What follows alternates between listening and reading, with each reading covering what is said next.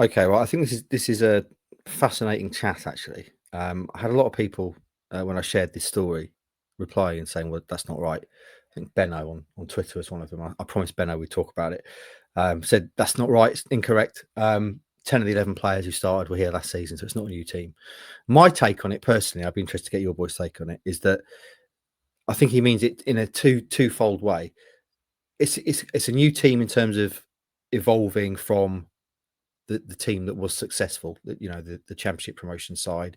We've seen stalwarts, Sam Morsey, Cameron Burgess, Luongo, Broadhead, Tuanzebe all go this summer. And we know from what he said last week that he name-checked Morsey and Burgess as two players that he wanted to keep. So from the successful team that had grown together, that team that did such incredible things, they've largely moved on. I think it's two, isn't there, left, regular starters now with George and Leaf still in the starting 11. I know Connor Chaplin and people like that are still around, but he seems to now be being talked about as a backup and used as a backup.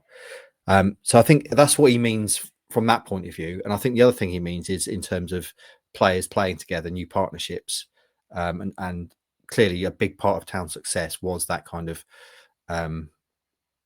extrasensory almost. They knew what each other were going to do. They had that relationship with each other, partnerships all over the pitch. And clearly in midfield, for example, you've got Azor Matasuwa filling Morsey's boots, which is massive, and he's playing with Jack Taylor, who again has not started a lot in midfield. And then you've got Jack Clark playing out position on the right wing, you would say, and different kind of blends all over the pitch. But maybe at the moment, players don't really know what each other's going to do. So that'd be my take on it. I'm interested to get yours, AJ.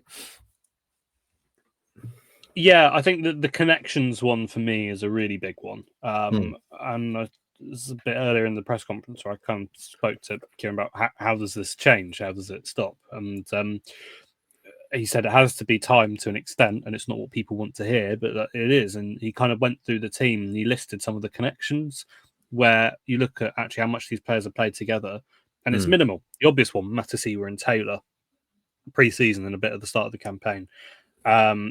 You've also got to think about the wide combinations because they're so important. Like, people don't realise, especially in this team, how much has Leif Davis played behind Jaden Philogene, given that Jaden Philogene signed in January, played a handful of games, then got injured for the rest of the campaign, then got injured for the start of this campaign as well. Like that's a bond that's still in the very, very early stages. Ben Johnson and Jack Clark, again, same kind of thing. Sammy Smodics and the whole attacking unit, because that kind of got changed a little bit in January with the arrival of Philogene, but Smodics was out for half a year. So it's not a new team in that sense. Like, if you look at new signings, summer signings that played or started in this game, one, Azor Matasuwa, isn't it? There's no other summer signings that played in this game against Preston. But there's still connections that, for whatever reason, have not had the opportunity to play together, and that is through injury, or that is through players that Ipswich maybe didn't want to leaving, like a Morsey or a Broadhead, or players like that. And to an extent, there has to be a realization that it will take a little bit of time. I think one of the bits I kind of drew parallels with as well, in my observation, was Leeds from 2 seasons ago. Looking at them, they came down. You coming onto this in a bit? No, I just really like that. I really like that comparison. Yeah. Okay. Which you can talk about, but I think it's pretty much spot on in terms of the comparison between the two.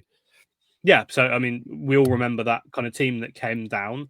Ipswich played them quite early on in the season. There was a lot of optimism going into that game, wasn't there? Because they come down and they looked in disarray. The squad was kind of bloated at times, and then you had key players that were pushing to go. Nonto wanted to leave. Sinistera pushed to leave.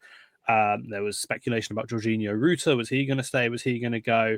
And you looked at the team and you thought, wow, there's a lot of talent and quality in this group. But for all the speculation hanging over them, with players refusing to play, we've already seen that one. There's so much going on. The first 3 games of the season, they drew 2 and lost 1. Sounds familiar, doesn't it?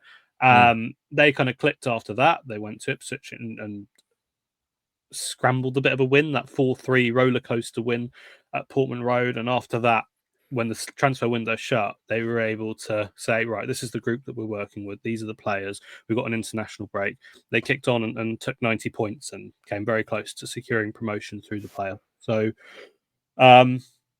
with all that in mind, as much as it hurts, it does feel like it's time that's going to be the best friend, but it's not something that Ipswich obviously have a lot of. And that's something again that Kieran referenced there, isn't it? That that they're building a team or partnerships, however you want to put it, a new group, trying to gel them together, whilst also having a lot of expectation on them. Rossi, what's your take in this whole debate? Because I think the uncomfortable truth, if you like, is that it is going to take time. These things do take time. You can't stick players in, particularly in places like midfield, and go, right, it's going to be brilliant from day one. It does. These things take time.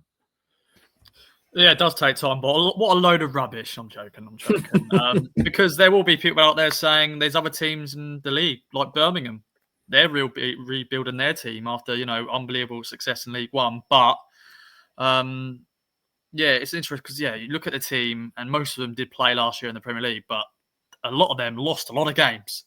This team needs that confidence and, build those partnerships up because I think McKenna was trying to make them partnerships up, but then we had injuries. As AJ mentioned, Sammy Smollett's got injured, Jaden Philogene got injured, and we have lost some key players in this team. And they had a good pre-season. They were able to, play some games, and there was a lot of confidence there. It was nice to win some pre-season games, and then just going into these first 3 league games, it's just, I don't know, I feel like their confidence has been just taken away from them. Because they're not obviously creating those chances, they're not, showing that confidence there. So there's 2 different elements to this. I'm sure there's fans not happy with what Ashton and McKenna are sort of saying about rebuilding the team. But the reality is, as you said, it's going to take time, and it's only 3 games. So do not panic, ladies and gentlemen. It's only 3 games. A lot can happen, and we've still got the transfer window open as well. So let's just be patient and let's see what McKenna can do. I enjoyed that. Actually, you posted something on Instagram, didn't you, Rossi? Which was basically, it's only 3 games, everyone calm down, which I think is probably how I feel about things. That said, I can understand people taking that comment, a new team, and saying, well, hold on, that's not right. And clearly, obviously, I can also understand frustration because this is not what any of us thought is how the season would start. So there's going to be frustration around it. But I do think with time, all things pass and all that kind of stuff. I do think this too shall pass, and Town will eventually get to where they need to be. The question, of course, given they're expected to be at the top of the table, is how much of a head start they can afford to give, the other teams. Unfortunately, you look at Southampton; they lost this weekend. Sheffield United have lost every game. Leicester, I know they won at the weekend. So there are other teams that are struggling. They're expected to be up there. It is interesting.